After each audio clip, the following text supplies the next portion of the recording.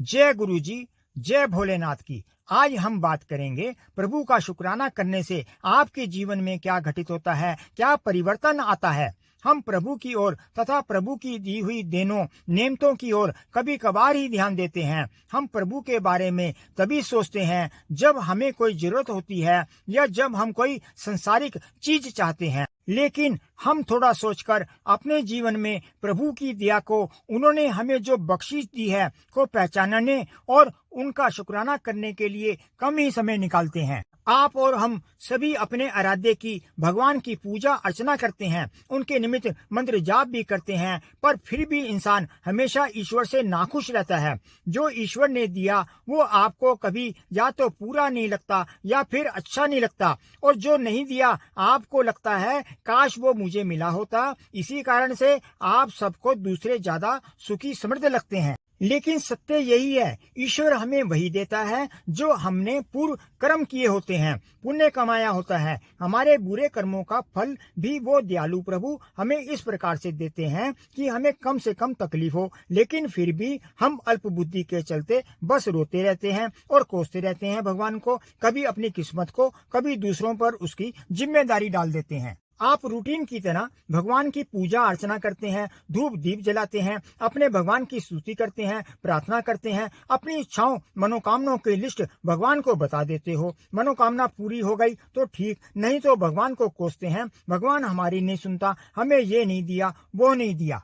कभी आपने सोचा ईश्वर ने आज तक आपको जो दिया है उसका कभी आपने शुक्राना किया है? आप कभी किसी की मदद करते हैं, किसी को कोई चीज दे देते हैं और वो आपका धन्यवाद भी ना करे तो आपको कैसा लगेगा? क्या आप दोबारा उसकी मदद करने की सोचेंगे? फिर वो तो ईश्वर है, वो इतने दयालु हैं कि फिर भी बिना किसी धन्यवाद के ताउम्र देते रहते हैं। जब हम हमेशा प्रभु से या अपने मिलने वालों से शिकायत करते रहते हैं, रोते रहते हैं कि ईश्वर ने ये नहीं दिया, वो नहीं दिया, मुझे ये कमी है, वो कमी है, काम धंधा मंदा है, तो ऐसा करने से नकारात्मक शक्तियां आपके आसपास सक्रिय हो जाती हैं और दिनों दिन वे नकारात्मक शक्तियां पावरफुल होती जाती हैं और फिर वैसा ही घटित होना शुरू हो जाता है जैसा आप सोचते हैं। आप अपने ईश्वर की पूजा पाठ भी करते हैं, प्रार्थना भी करते हैं, अपनी इच्छाएं भी कहते हैं, तो वे पूरी नहीं हो पाती। कई बार पूरी हो भी जाती हैं तो पूरा होने में वक्त लगता है।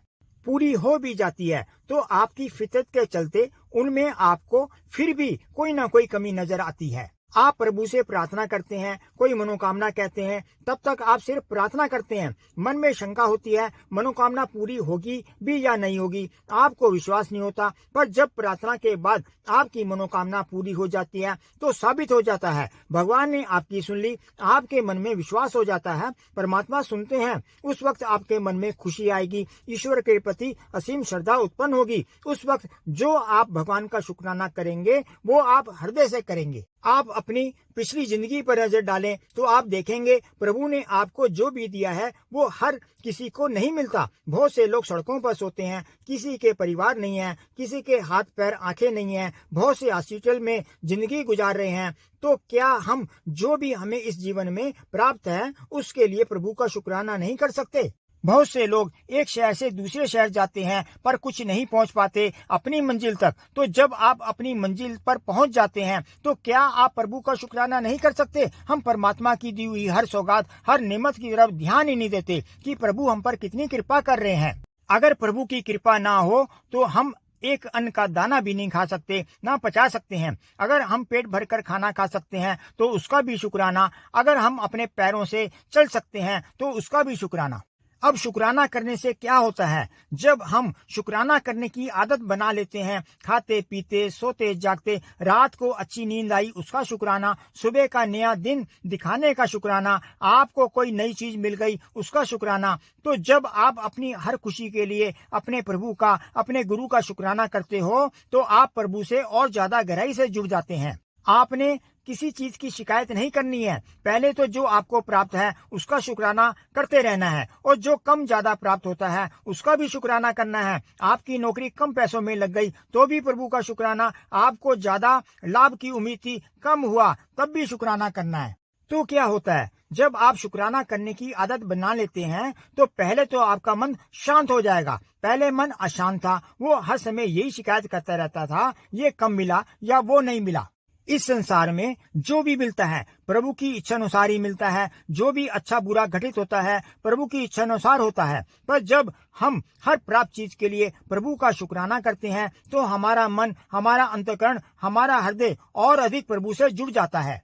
कोई गीला शिकवा नहीं रहता। प्रभु पर हमारा विश्वास और अधिक दृढ़ हो जाता है। जब आप प्यार से प्रभु का शुक्राना करेंगे तो निश्चित तौर पर प्रभु का आपको रिस्पांस मिलेगा। आपके आसपास सकारात्मक ऊर्जा शक्तियां सक्रिय हो जाती हैं। आप पॉजिटिव हो जाते हैं। आपकी सोच पॉजिटिव हो जाती है।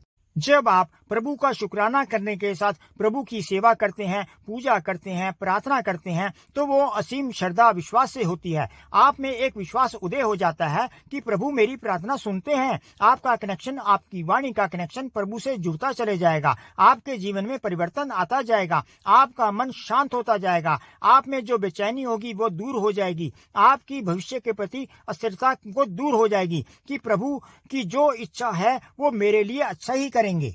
कोई भी आपकी मदद करेगा तो आप उसका भी शुक्राना करेंगे तो वो उसका तो शुक्राना हुआ ही, इनडायरेक्ट वे में वो परमात्मा का भी शुक्राना हुआ। जब हम किसी का शुक्राना करते हैं तो हमारे मन को सुकून मिलता है। ईश्वर का शुक्राना करना सबसे आसान तरीका है परमात्मा से जुड़ने का, अपने भाग्य को उज्जवल करने का। जब हम किसी व्यक्ति को मदद के लिए शुक्राना बोलते हैं तो भविष्य में उस व्यक्ति का दोबारा भी मन करेगा हमारी मदद करने का। ऐसे ही जब हम परमात्मा का छोटी छोटी चीज के लिए भी शुक्राना करते हैं तो जैसे जैसे आप शुक्राना करते रहते हैं दिव्य शक्तियां सक्रिय हो जाती हैं। आपकी इच्छाओं को पूर्ण करने के लिए आपके अंदर सकारात्मक सोच बढ़ती जाती है। आपका मन प्रभु भक्ति से जुड़ जाता है। आपके साथ पॉजिटिव घटना शुरू हो जाता है। तो जब आप अंतर्मन से प्रभु से जुड़ते हैं तो आपके अंदर आध्यात्मिक बल भी बढ़ता है। आपकी वाणी से कहा गया सत्य सिद्ध होना शुरू हो जाता है। प्रभु भक्ति से जुड़े कई चमत्कार होने शुरू हो जाते हैं।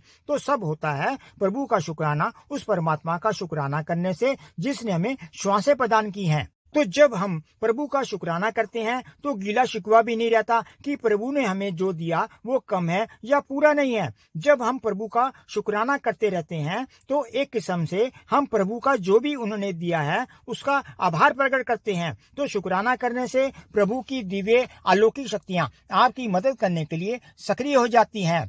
तो आइए हम सब मिलकर बोलें, शुक्राना प्रभु जी, शुक्राना गुरु जी। जानकारी पसंद आई हो तो चैनल को लाइक करें, शेयर करें और सब्सक्राइब करें और कमेंट बॉक्स में जय भोलेनाथ का जयकारा लगाइए। जय गुरु जी, जय भोलेनाथ की।